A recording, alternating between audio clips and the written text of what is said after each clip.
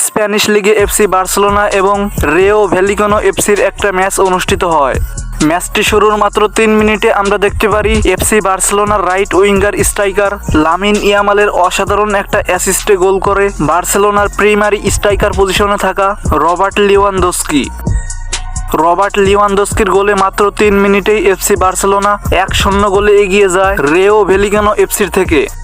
First হাফে FC Barcelona একটি গোল করলেও পরবর্তী সেকেন্ড হাফে আমরা দেখতে পারি ম্যাচের 72তম মিনিটে এফসি বার্সেলোনার হয়ে দ্বিতীয় গোল করে সেন্টার মিডফিল্ডার স্প্যানিশ খেলোয়াড় পেদ্রির গোলে এফসি বার্সেলোনা 72 মিনিটে 2টি গোল নিশ্চিত করে।